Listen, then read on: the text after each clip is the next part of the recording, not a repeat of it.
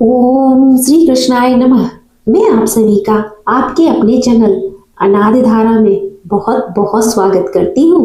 आप सभी का दिन शुभ और मंगलमय हो। आज आप सुनेंगे माघ मास महात्म्य में अध्याय 21।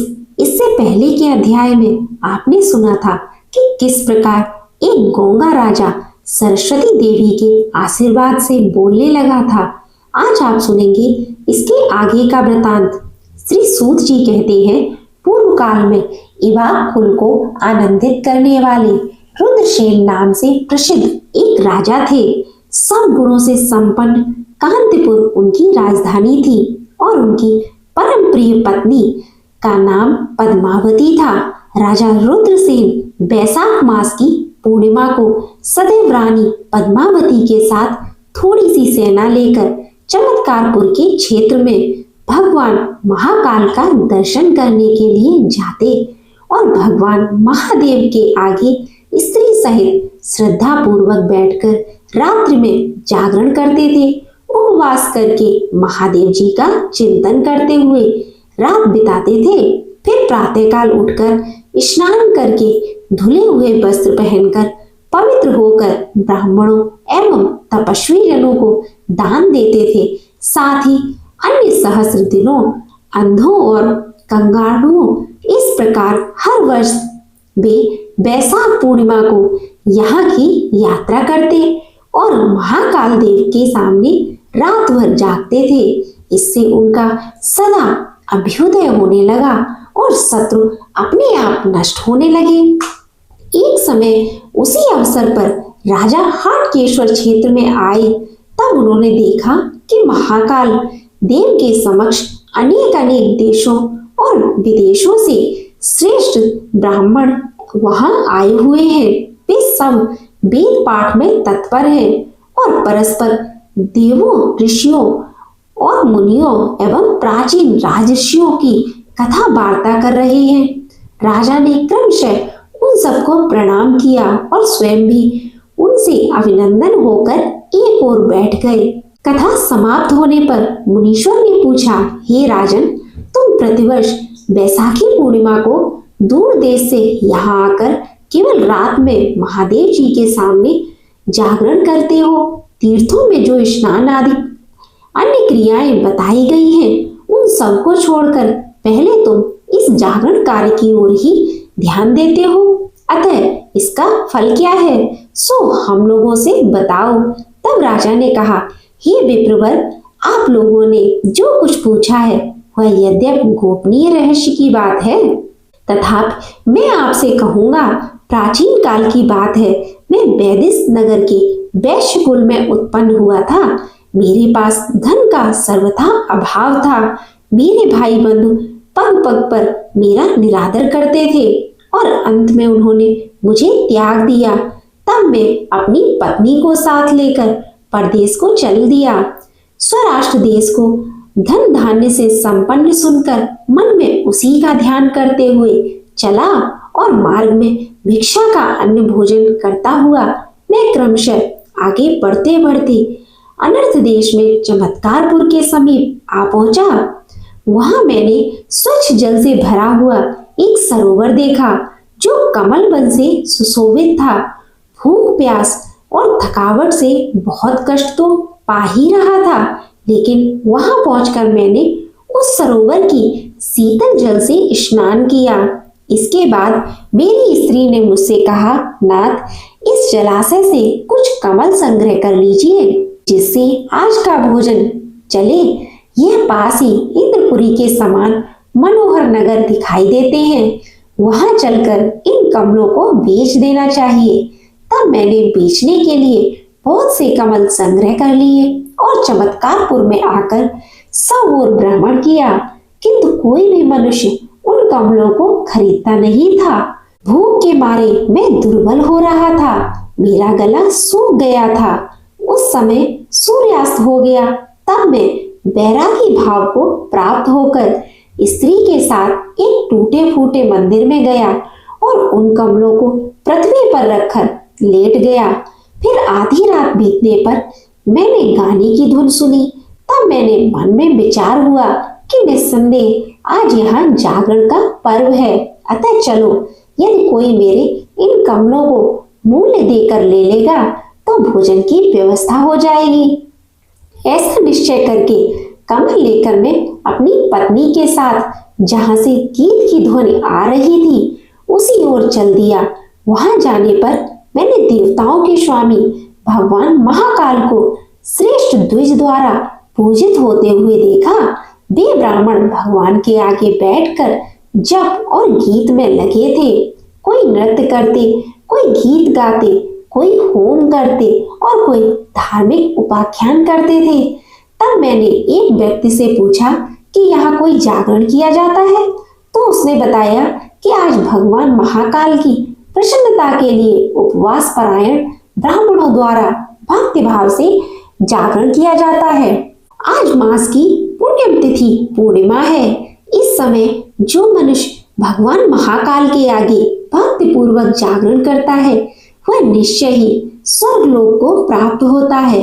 तब मैंने कहा, हे भद्र पुरुष, मेरे पास कमल के फूल हैं, इनको ले लीजिए और बदले में मूल्य दीजिए जिससे मेरा भोजन चले। तब उसने 3 पल स्वर्ण देना चाहा। यह देखकर मैंने सोचा, स्वयं ही क्यों ना इन कमलों से देवेश्वर महादेव जी की पूजा करूं। जान पड़ता है पूर्व काल में मेरे शरीर से कोई भी पुण्य नहीं हुआ था, इसलिए इस जन्म में मुझे ऐसी दुर्गति भोगनी पड़ी है। किंतु क्या करूं, मेरी प्रिय पत्नी का गला भूख के मारे सूखा जा रहा है। इसमें संदेह नहीं कि यदि अन्न उपलब्ध नहीं हुआ तो यह कल जीवित नहीं रह सकेगी।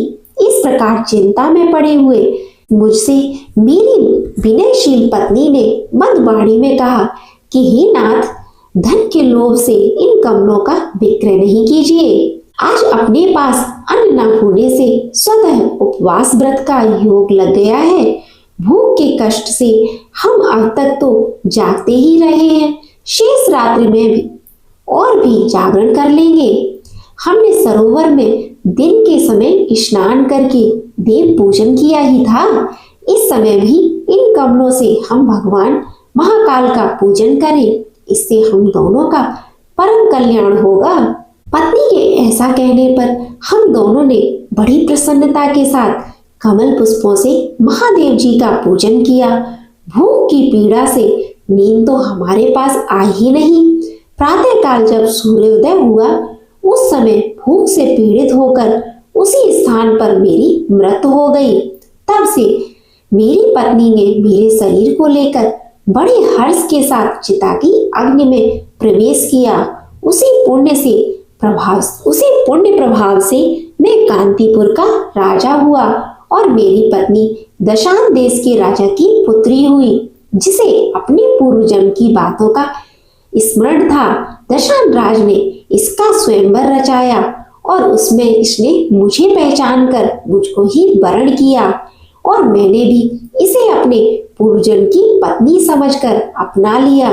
इसी कारण से मैं प्रतिवर्ष वैशाख पूर्णिमा को यहाँ आकर अपनी धर्म पत्नी के साथ महाकाल देव के सामने जागरण और पुष्प, धूप तथा चंदन आदि के द्वारा उनका पूजन करता हूँ। हे ब्राह्मणों, उस समय तो मैंने बिना श्रद्धा के ही जागरण किया था, तथापि महादेव जी की कृपा से मुझे ऐसा फल प्राप्त हुआ है। अब मैं जो श्रद्धा पूर्वक शास्त्रोक्त विधि से जागरण कर रहा हूँ, इसका फल भगवान मुझे कितना उत्तम देंगे यह मैं नहीं जानता। यह सुनकर वहां आए हुए श्रेष्ठ ब्राह्मणों ने राजा को अनेक बार साधुवाद दिया और इस प्रकार कहा, हे भूपाल, आपने ठीक कहा है। भगवान महाकाल के प्रसाद से इस भूतल पर कोई भी वस्तु दुर्लभ नहीं है, इसलिए हम लोग भी प्रतिवर्ष श्रद्धा से यहाँ रात्रि जागरण करेंगे। और राजा और उन ब्राह्मणों ने बड़े हर्ष के साथ गीत वाद्य, नृत्य, धर्म कथा आदि करते हुए महाकाल जी के समीप रात भर जागरण किया। प्रातः काल उठकर राजा ने महाकाल का पूजन किया और उन सब ब्राह्मणों से आज्ञा लेकर सेना सहित अपनी पुरी को प्रस्थान किया। इसके बाद समय अनुसार शरीर का अंत होने पर उन्होंने जरा और मृत्यु से रहित परम पद को प्राप्त कर लिया। और श्री सूत जी कहते हैं, महर्षियों, इस प्रकार मैंने आप लोगों के समक्ष भगवान महाकाल के उत्तम महात्मा का वर्णन किया है, जो सब पापों का नाश करने वाला है। श्री सूत जी कहते हैं, हे महर्षि, उसी क्षेत्र में एक महान पुण्यदायक कुंड है, जिसके तट पर कलश देव का निवास है। उनका दर्शन करने से मनुष्य सब पापों से मुक्त हो जाता है। प्राचीन काल में कलश नाम से प्रसिद्ध एक यदुवंशी राजा थे। वे विधि पूर्वक यज्ञ करने वाले और सब लोगों के हित में तत्पर थे। एक समय महर्षि दुर्वासा के श्राप से उन्हें व्याघ्र होना पड़ा तथा व्याघ्र रूप से वन में रहकर वे बहुत से ब्राह्मणों को मारकर खा जाते थे। इस प्रकार उनका बहुत समय व्यतीत हो गया। कुछ काल के बाद उस देश के गौओं का एक मनोरम झुंड आ रहा था, जिसके साथ बहुत से गोप गोपी थे। उस झुंड में एक नंदिनी नामक धेनु थी, जो घड़ों दूध देती थी। वह धेनु घास के लोभ से आगे बढ़ती हुई एक कुंज के भीतर गई, तो वहां उसने भगवान शंकर का शिवलिंग स्वरूप देखा, जो 12 सूर्य के समान तेजस्वी प्रतीत होता था। गौ ने बड़ी श्रद्धा के साथ वहां खड़ी होकर उस शिवलिंग को स्नान कराने के लिए उस पर बहुत दूध की धार बहाई। उसका यह नियम प्रतिदिन चालू रहा, किंतु इस बात को कोई नहीं जानता था। एक दिन उस स्थान पर तीखी दाढ़ वाला वह व्याघ्र आया और देवयोग से नंदिनी गाय पर उसकी दृष्टि पड़ गई। तब गौओं के समुदाय में बंधे हुए अपने छोटे बछड़े की याद करके वह गाय करुणा स्वरूप में विलाप करने लगी। फिर उसने मन ही मन कहा, जिस सत्य और शिव भक्ति से प्रेरित होकर मैं भगवान शिव को स्नान कराने के लिए यहाँ आई थी, उसी के प्रभाव से मुझे अपने बछड़े से मिलने का अवसर प्राप्त हो। इस प्रकार नंदिनी जब करुण विलाप कर रही थी, उस समय व्याघ्र ने हंसकर कहा, अरे अब तो तू पूर्णतः मेरे वश में है, क्यों व्यर्थ विलाप करती है? तो धेनु बोली, मैं अपने लिए विलाप नहीं करती। भगवान शिव की पूजा के लिए आने पर यदि मेरी मृत्यु भी हो गई तो यह मेरे लिए शुभ दया ही होगी। किंतु मेरा बछड़ा जो गोकुल में बंधा हुआ है, मेरे लौटने की राह देखता होगा। वह भी दूध पीकर ही जीता है। सोचती हूँ वह मेरे बिना कैसे जीवित रहेगा। महाव्यग्र बेटे के लिए मेरा हृदय स्नेह उमड़ रहा है, अतः आज तो तुम मुझे छोड़ दो।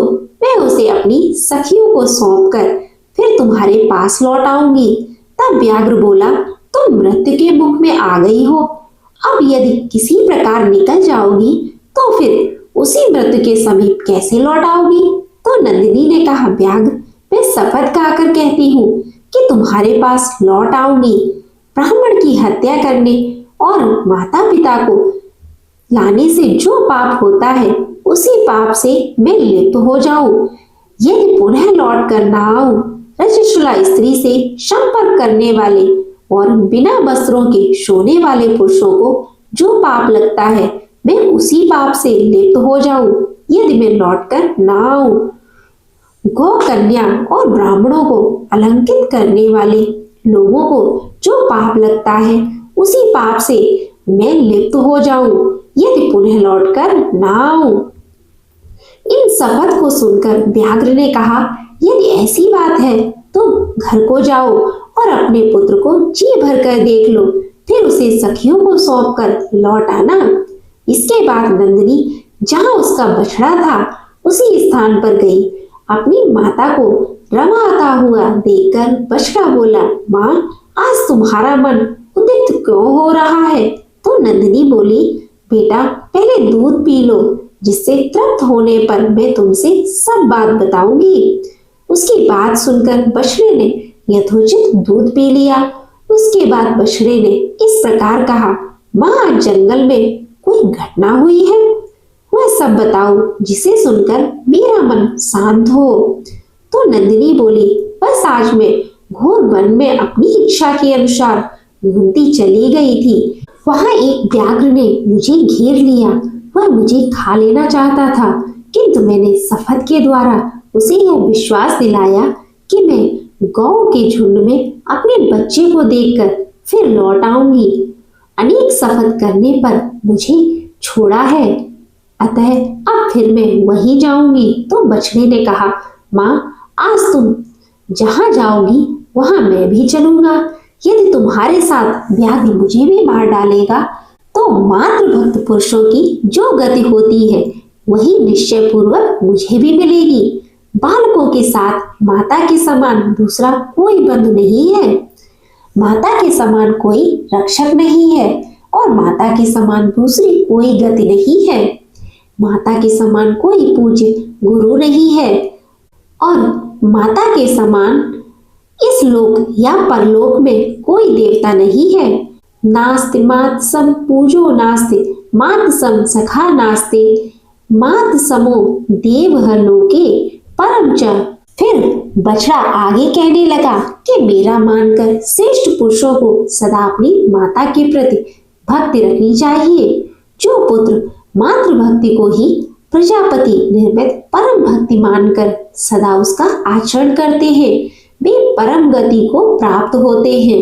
अतः तुम इस गोकुल में रहो, मैं ही व्याघ्र के समीप जाऊंगा और मैं अपने प्राण देकर तुम्हारे प्राणों की रक्षा करूंगा। तो नंदिनी ने कहा, बेटा, आज के दिन मेरी ही मृत्यु नियत है, तुम्हारी नहीं। फिर तुम अपने प्राणों से मेरे प्राणों की रक्षा कैसे कर सकते हो? बस तुम्हें तो अपनी माँ के उपदेश का ही पालन करना चाहिए। वन में भ्रमण करते समय कभी तुम्हें प्रमाद न कर बैठना। अधिक लोभ होने से इस लोक और परलोक में भी देहधारी का नाश हो जाता है। लोभ से मोहित पुरुष समुद्र में, घोर जंगल में और भयानक रणभूमि में ही प्रवेश कर जाता है। लोभ, प्रमाद और सब पर विश्वास, इन्हीं तीन दोषों से प्रत्येक प्राणी बनता और मारा जाता है। इसलिए लोभ न करे, प्रमाद में ना पड़े तथा हर एक पर विश्वास ना करे। पुत्र तुम्हें सदा प्रयत्न करने गहन वन में भ्रमण करते समय पूर्ण हिंसक जीवों से अपने शरीर की रक्षा करनी चाहिए। दुर्गम स्थान में यदि तृण और घास आदि हो तो किसी प्रकार भी उसे चरना नहीं चाहिए। अपना युद्ध छोड़कर कभी अकेले नहीं जाना चाहिए। इस प्रकार अपने बछड़े से कहकर और उसे बार बार चाटकर नंदिनी ने अपनी सखियों के पास वन में जाकर कहा, बहनों, मेरी बात सुनो। आज मैं अपने झुंड से थोड़ी दूर पर घूमती हुई एक घने और निर्जन वन में चली गई। वहां मुझे एक व्याघ्र ने पकड़ लिया, परंतु अनेक प्रकार की शपथ के द्वारा उसे विश्वास दिलाकर मैं तुम लोगों से मिलने आई हूँ और अपने बच्चों को देखने के लिए यहाँ आई हूँ। इस समय बच्चे को देखा और बातचीत की और उसे कर्तव्य का उपदेश भी दिया। अब इसे तुम्हारे अधीन सौंपती हूँ। मुझको इसको अपना ही बच्चा समझकर जानकर या अनजान में मैंने तुम लोगों का जो कुछ भी अपराध किया हो वह सब कृपा पूर्वक क्षमा करना। मेरा यह दूध पीता बच्चा आज से अनाथ हो रहा है। इस दीन दुखी, दुर्बल और मातृ शोक से संतप्त बालक का तुम सब लोग मिलकर पालन करना। यदि यह विषय स्थान में घूमता हो, दूसरे किसी झुंड में जाता हो या न करने योग्य कार्यों में संलग्न होता हो तो तुम सदा इसे रोकती रहना। अब मैं जहाँ व्याघ्र मेरी प्रतीक्षा में खड़ा है वहां जाऊंगी। तो दूसरी गाय बोली, नहीं, तुम किसी प्रकार भी वहां न जाओ। हंसी में या स्त्रियों के बीच में, विवाह काल में, प्राण संकट के समय तथा सर्वस्व का अपहरण होते समय इन 5 समय कही हुई असत्य बातें पाप नहीं मानी गई हैं, इसलिए तुम्हें वहां नहीं जाना चाहिए। तो नंदिनी ने कहा, सखियों, दूसरे के प्राण बचाने के लिए वैसा असत्य ठीक हो सकता है, परंतु अपने प्राणों की रक्षा के लिए साधु पुरुष असत्य भाषण की प्रशंसा नहीं करते। यह संपूर्ण लोक सत्य पर प्रतिष्ठित है। धर्म भी सत्य के ही आधार पर स्थित है। समुद्र सत्य वचन से ही कभी अपनी सीमा का उल्लंघन नहीं करता। दैत्यराज बलि भगवान विष्णु को भूमि दान करके स्वयं पाताल में चले गए हैं। अपने उस सत्य वचन पर स्थित होने के कारण ही वे पुनः वहां से बाहर नहीं निकलते। जो किसी बात की प्रतिज्ञा करके उसका ठीक ठीक पालन नहीं करता, उस चोर और अपवित्र बुद्धि वाले पुरुष ने कौन सा पाप नहीं किया है। तो सखियों ने कहा, नंदिनी, तुम समस्त देवताओं और दैत्यों के लिए भी वंदनीय हो, जो कि सत्य की रक्षा के लिए जन प्राणों का त्याग कर रही हो।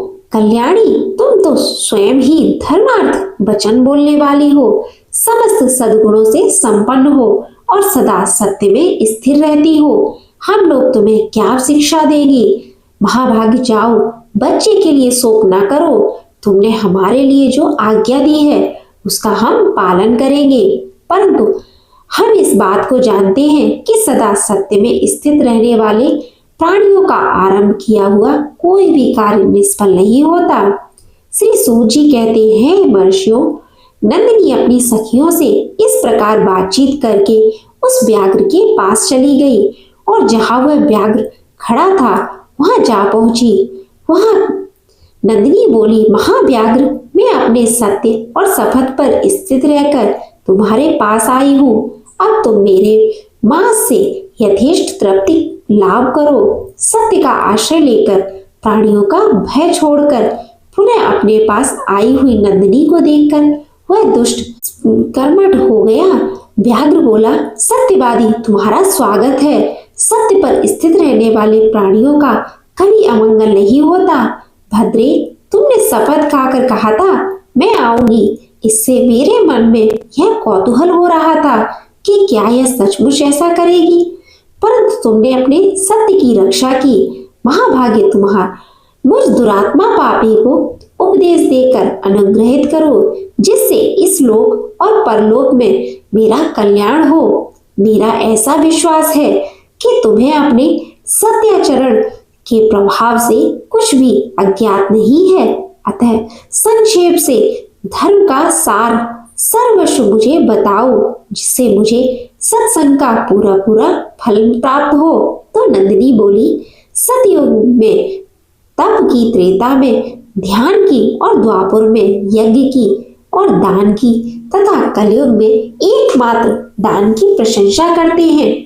जो संपूर्ण चराचर प्राणियों को अभय दान देते हैं, उनका वह दान सब दानों में श्रेष्ठ है। उससे बढ़कर दूसरा कोई दान नहीं है। तो व्याघ्र बोला, शुभ, यह अभय दान तो उन प्राणियों के लिए उपयुक्त हो सकता है जिनकी जीविका अहिंसा से अन्न आदि का आहार करके चलती है। हम जैसे जीवों का जीवन निर्वाह तो हिंसक के बिना ही नहीं सकता। अतः जीवों की हिंसा करने वाले मुझ अधर्म के लिए भी जो सुखदायक और उत्तम धर्म चक्र में एक महान शिवलिंग है, जिसे पूर्व काल में बाणासुर ने स्थापित किया था, उसी के प्रभाव से आज मैं तुम्हारे संकट से मुक्त हुई हूँ। तुम प्रतिदिन प्रातः काल उठकर उसी की परिक्रमा और उसी को प्रणाम किया करो। इससे तुम्हें मनोवांछित सिद्धि प्राप्त होगी। ऐसा कहकर नंदिनी ने व्याघ्र को वन के भीतर ले जाकर उस शिवलिंग का दर्शन कराया। वह उसका दर्शन करके तत्काल ही व्याघ्र की योनि से मुक्त होकर पूर्ववत राजा कलश के रूप में परिणत हो गया। पूर्व काल में दुर्वासा के दिए हुए श्राप का और अपने वैभव संपन्न राज्य का उन्हें स्मरण हो आया। तब उन श्रेष्ठ राजा ने नंदिनी से कहा, भद्रे, मैं है वंश में उत्पन्न कलश नामक राजा हूँ। पूर्व काल में मुनि और दुर्वासा ने कुछ कारणवश मुझे श्राप दिया था। जब पुनः मैंने उन्हें प्रसन्न किया, तब वे बोले, नंदिनी धेनु जब तुम्हें वन में शिवलिंग का दर्शन कराएगी, तब तुम्हारी मुक्ति हो जाएगी। निश्चय तुम नंदिनी हो। यह बात मुझे अपने शाप का अंत देखकर ज्ञात हुई है। श्रेष्ठ धेनु, यह तो बताओ, यह कौन सा देश है जिससे मैं अपने घर का मार्ग ढूंढकर पुनः वहां जाऊं। तो नंदिनी बोली, राजन, यह सब पापों का नाश करने वाला चमत्कारपुर नामक क्षेत्र है, जो सर्व तीर्थ में और संपूर्ण कामनाओं को देने वाला है। राजा ने कहा, नंदिनी, तुम्हारा कल्याण हो। अब तुम जाओ और अपने बालक से मिलो। गौ के झुंड में जाकर अपनी सखियों और सुहृदय का दर्शन करो। मैंने पूर्व काल में ब्राह्मणों के मुख से इस क्षेत्र की महिमा सुनी थी और उसे सदा देखने की अभिलाषा थी, परंतु राजकाज तथा भोग में आसक्त होने के कारण मैं इसका दर्शन नहीं कर सका। आज जब यह तीर्थ स्वयं ही मुझे प्राप्त हो गया है, तो अब मैं इसे छोड़कर नहीं जा सकता। सौभाग्य की बात है जो महात्मा दुर्वासा ने मुझे वैसा श्राप दिया, अन्यथा इस उत्तम क्षेत्र की प्राप्ति मुझे कैसे होती। ऐसा कहकर राजा ने नंदिनी को विदा कर दिया और स्वयं दिन रात उस शिवलिंग का ध्यान करते हुए वे वहीं रहने लगे। उन्होंने भगवान शिव के लिए कैलाश शिखर के समान गगनचुंबी मंदिर बनवाया और उन्हीं के आगे बैठकर बड़ी भारी तपस्या की। इसके बाद शंकर जी के प्रभाव से थोड़े ही दिनों में परम दुर्लभ सिद्धि प्राप्त कर ली, जो याचक जनों के लिए भी दुर्लभ है। जो मनुष्य मार्गशीर्ष मास में यहाँ भक्ति पूर्वक गीत और नृत्य आदि का आयोजन करता है, वह परम गति को प्राप्त होता है। हे ब्राह्मणों, इस प्रकार मैंने तुम्हें कलशेश्वर के महात्म का वर्णन सुनाया है। सो सब पातकों का नाश करने वाला आज का यह अध्याय यही समाप्त हुआ। इसके आगे का वर्णन आप अगले अध्याय में सुनेंगे। अब आप सुनिए भगवत गीता का यह महात्म। श्री महादेव जी कहते हैं, प्रिय, गीता के वर्णन से संबंध रखने वाली कथा और विश्वरूप अध्याय के पावन महत्व को श्रवण करो। विशाल नेत्रों वाली पार्वती, इस अध्याय के महात्म का पूरा वर्णन नहीं किया जा सकता। इसके संबंध में सहस्त्रों कथाएं हैं। इनमें से एक यहाँ कही जाती है। प्रणिता नदी के तट पर मेघांकर नाम से विख्यात एक बहुत बड़ा नगर है। उसके प्रकार और गोपुर बहुत ऊंचे हैं। वहाँ बड़ी बड़ी विश्रामशालाएं हैं, जिनमें सोने के खंभे शोभा दे रहे हैं। उस नगर में श्रीमान सुखी, शांत, सदाचारी तथा जितेंद्रिय मनुष्यों का निवास है। वहाँ हाथ में सारंग नामक धनुष धारण करने वाले जगदीश्वर भगवान विष्णु विराजमान है। वे परम ब्रह्म के साकार स्वरूप हैं। संसार के नेत्रों को जीवन प्रदान करने वाले उनका गौरवपूर्ण से विग्रह भगवती लक्ष्मी के नेत्र कमलों द्वारा पूजित होता है। भगवान की वह झांकी 52 अवतार की है। मेघ के समान उनका श्याम वर्ण तथा कोमल आकृति है। वक्ष स्थल पर श्री वत्स का चिन्ह शोभा पाता है। वे कमल और वनमाला से सुशोभित हैं। अनेक प्रकार के आभूषणों से सुशोभित हो भगवान वामन रत्न युक्त समुद्र के सदृश जान पड़ते हैं। पीतांबर से उनके श्याम विग्रह की कांति ऐसी प्रतीत होती है मानो चमकती हुई बिजली से घिरा हुआ इष्णद मेघ शोभा पा रहा हो। उन भगवान वामन का दर्शन करके जीव जन्म और संसार के बंधन से मुक्त हो जाता है।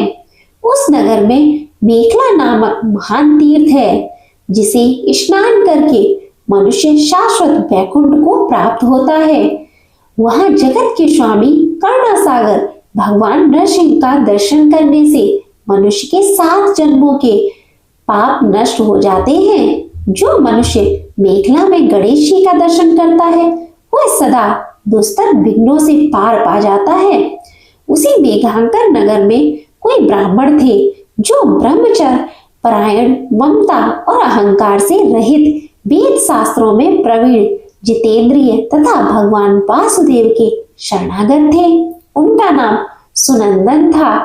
प्रिय, वे सारंग धनुष धारण करने वाले भगवान के पास गीता के 11वें अध्याय विश्वरूप दर्शन योग का पाठ किया करते थे। उस अध्याय के प्रभाव से उन्हें ब्रह्म ज्ञान की प्राप्ति हो गई थी। परमानंद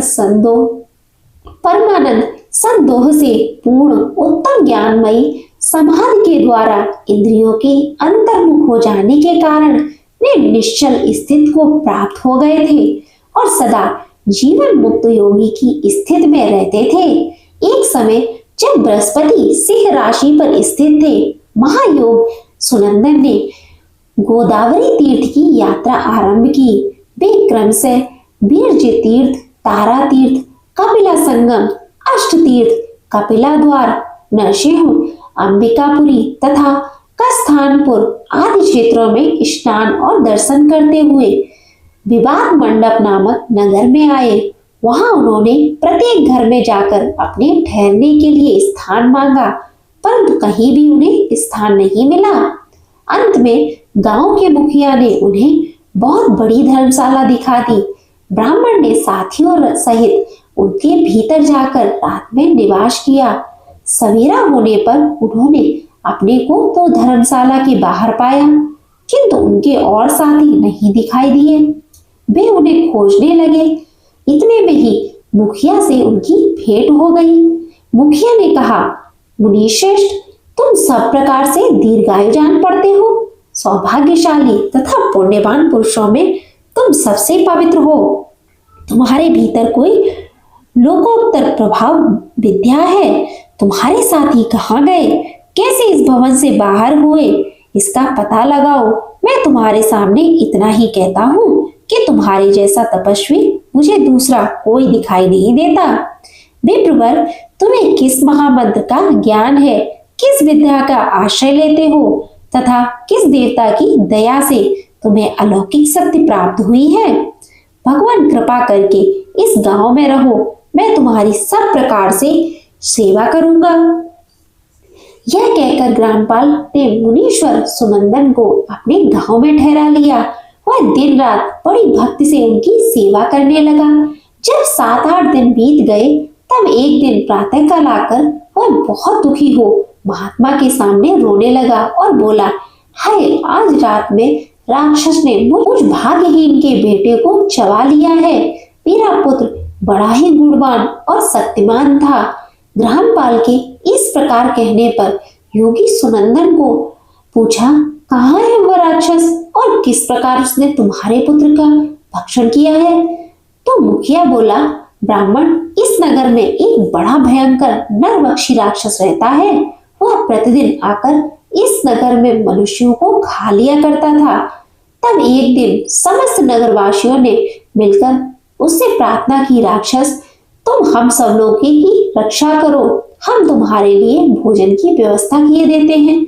वहां बाहर के जो पथिक रात में आकर नींद लेते हैं, उनको खा जाना। इस प्रकार नागरिक मनुष्यों ने गांव के मुखिया द्वारा इस धर्मशाला में भेजे हुए पथिकों को ही राक्षस का आहार निश्चित किया। अपने प्राणों की रक्षा करने के लिए उन्हें ऐसा करना पड़ा। आप भी अन्य राहगीरों के साथ इस घर में आकर सोए थे, किंतु राक्षस ने उन सबको तो खा लिया, केवल तुम्हें छोड़ दिया है। तुमने ऐसा क्या प्रभाव है, इस बात को तुम ही जानते हो। इस समय मेरे पुत्र का एक मित्र आया था, किंतु मैं उसे पहचान न सका। वह मेरे पुत्र को बहुत ही प्रिय था, किंतु अन्य राहगीरों के साथ उसे भी मैंने उसी धर्मशाला में भेज दिया। मेरे पुत्र ने जब सुना कि मेरा मित्र भी उसमें प्रवेश कर गया है, तब वह उसे वहां से लेने आने के लिए गया, परंतु राक्षस ने उसे भी खा लिया। आज सवेरे मैंने बहुत दुखी होकर उस पिशाच से पूछा, ओ दुष्ट, तूने रात में मेरे पुत्र को भी खा लिया? तेरे पेट में पड़ा हुआ मेरा पुत्र जिससे जीवित हो सके, ऐसा कोई उपाय बता। तो राक्षस ने कहा, मुखिया, धर्मशाला के भीतर घुसे हुए तुम्हारे पुत्र को न जानने के कारण मैंने भक्षण किया है। अन्य पथिकों के साथ तुम्हारा पुत्र भी अनजाने में ही मेरा ग्रास बन गया है। वह मेरे उदर में जिस प्रकार जीवित और रक्षित रह सकता है, वह उपाय स्वयं विधाता ने ही कर दिया है।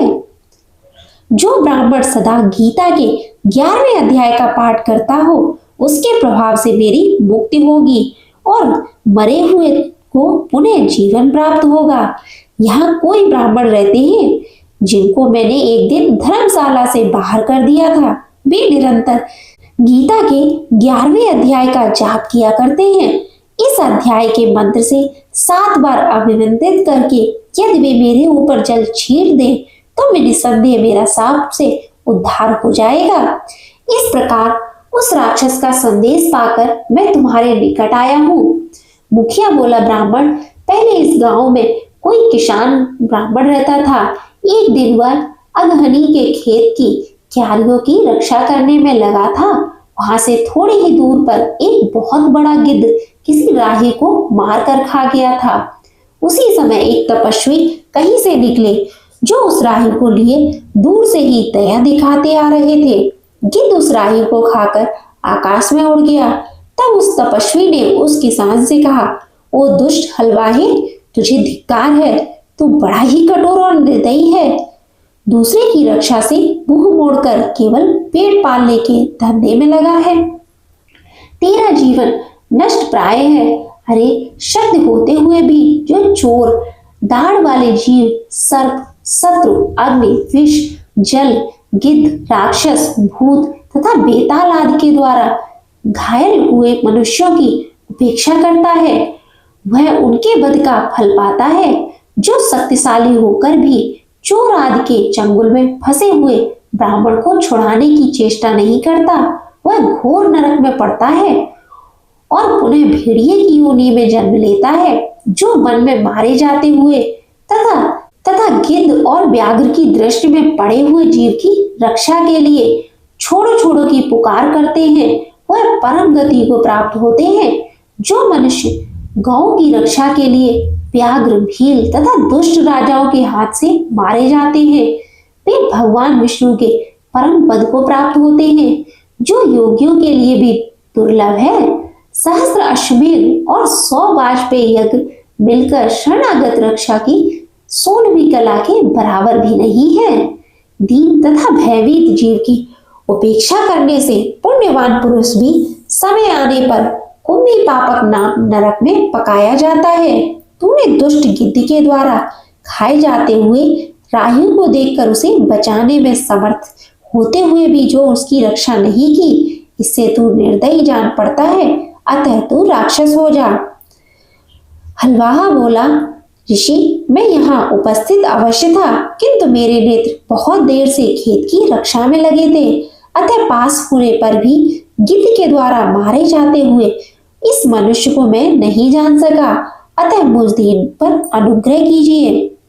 तभी तपस्वी बोले, जो प्रतिदिन गीता के 11वें अध्याय का जाप करता है, उस मनुष्य के द्वारा अभिमंत्रित जल जब तुम्हारे मस्तक पर पड़ेगा, उस समय तुम्हारे शाप से छुटकारा मिल जाएगा।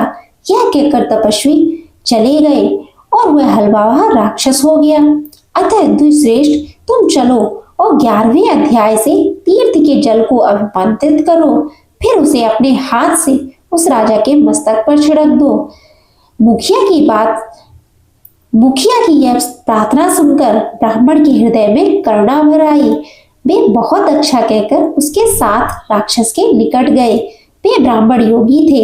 उन्होंने विश्वरूप पार्षद नामक 11वें अध्याय के जल अभिमंत्रित करके उस राक्षस के मस्तक पर डाल दिया।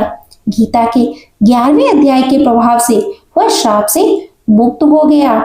उसने राक्षस देह का परित्याग करके चतुर्भुज रूप धारण कर लिया तथा उसने जिस सहस्त्रों प्राणियों का भक्षण किया था, वे भी शंख, चक्र और गदा धारण करते हुए चतुर्भुज रूप हो गए। तत्पश्चात वे सभी विमान पर आरूढ़ हुए। इतने में ही मुखिया ने राक्षस से कहा, निशाचर, मेरा पुत्र कौन है, उसे दिखाओ। उसके कहने पर दिव्य बुद्धि वाले राक्षस ने कहा, ये जो तमाल के समान श्याम 4 भुजाधारी, मणिक में मुकुट से सुशोभित तथा दिव्य मणियों के बने हुए कुंडलों से अलंकृत है, हार पहनने के कारण जिनके कंधे मनोहर प्रतीत होते हैं, जो सोने के भुजबंदों से आभूषित कमल के समान नेत्र वाले तथा हाथ में कमल लिए हुए हैं, वह दिव्य विमान पर बैठकर देवत्व के प्राप्त हो चुके हैं। इन्हीं को अपना पुत्र समझो। यह सुनकर मुखिया ने उसी रूप में अपने पुत्र को देखा और उसे अपने घर ले जाना चाहा। यह देख उसका पुत्र हंस पड़ा और उससे कहने लगा, मुखिया, कई बार तुम भी मेरे पुत्र हो चुके हो। पहले मैं तुम्हारा पुत्र था, किंतु अब देवता हो गया हूँ। इन ब्राह्मण देवता के प्रसाद से वैकुंठ धाम को जाऊंगा। देखो, यह निशाचर भी चतुर्भुज रूप को प्राप्त हो गया है। 11वें अध्याय के महात्म से यह सब लोग के साथ श्री विष्णु धाम को जा रहा हूँ। अतः तुम भी ब्राह्मण देव से गीता के 11वें अध्याय का अध्ययन करो और निरंतर उसका जाप करो। इससे निसंदेह तुम भी उत्तम गति को प्राप्त होगे। मनुष्यों के लिए 7 पुरुषों का संगम बड़ा दुर्लभ है, वह भी इस समय तुम्हें प्राप्त है। अतः अपना अभीष्ट सिद्ध करो। मुखिया ब्राह्मण से गीता के 11वें अध्याय का उपदेश सुनकर उसे पाठ करता रहा और अंत में श्री वैकुंठ धाम को प्राप्त हुआ। अतः यह गीता का 11वें अध्याय का महात्म्य समाप्त हुआ। अब आप सुनिए श्री कृष्ण चालीसा पाठ। बंसी सोवित कर मधुर नील जलद तन श्याम अरुण अधर जन बिंब फल नयन कमल विराम पूर्ण इंद्र अरविंद मुख पीतांबर शुभ साज जय जन मोहन मदन छवि कृष्ण चंद्र महाराज जय यदुवंदन जय जगवंदन जय वासुदेव देव की नंदन जय यशोदा सुत नंद दुलारी जय प्रभु भक्तन के द्रगतारी जय नटरागर नाग नथैया कृष्ण कन्हैया देन चरैया पुण्यनख पर प्रभु धीर भरि धारो आओ देवन कष्ट निवारो बंसी मधुर अधर धर तेरी होवे पूर्ण मनोरथ मेरो आओ हरि पुण्य माखन चाखो लाज आज भारत की राखो बोल कपोल चिन्मुख अरुणारे मृदु मुस्कान मोहनी डारे रंजित राजीव नयन विशाला मोर मुकुट में जंती माला कुंडल श्रवण पीत पट आछे कटकी गड़ी काछन काछे नील जलज सुंदर तन सोहे छवि लखि सुन मुने नर मुने मोहे मस्तक तिलक अलक उगराले आओ कृष्ण बांसुरी बाले कर पय पान पूत नहीं तार्यो अका बका कागा सुर मार्यो मधुमन जलत अग्नि जब ज्वाला भैसी तल लख तहि न दलाला सुरपति जब ब्रज चढ़ो रसाई मूसर धारी बारी बरसाई लगत लगत ब्रज चहन बहायो गोवर्धन नख धारी बचायो लगी यशोदा मन प्रभ अधिकाई मुख में 14 भुवन दिखाए दुष्ट कंस अद उदम मचायो कोट कमल जब फूल मंगायो नात काली अब तुम लीने चरण चिन्ह दे निर्भय कीने करि गोपिन संग रास विलासा सबकी पूर्ण करि अभिलाषा केतिक महाअसुर संहार्यो कंसई केस पकड़ दे मार्यो मात पिता की बंद छुड़ाई उग्रसेन कह राज दिलाई वहीं से मृतक कहो सुत लायो मात देव की शोक मिटायो होमासुर मुर दैत्य सहारी लाए षट सहस कुमारी धैर्य दृढ़ चीर सहारा जरा सिंधु राक्षस का हमारा असुर बकासुर आदिक मार्यो भक्तन के तब कष्ट निवार्यो दीन सुदामा के दुख टार्यो तंदल 3 मूठ मुकुडार्यो प्रेम की साग में दुर्धर मांगे दुर्योधन की महिमा त्यागे लखी प्रेम की महिमा भारी ऐसे श्याम दीन हितकारी। श्री कृष्ण चालीसा समाप्त हुआ। बोलो श्री कृष्ण भगवान की जय।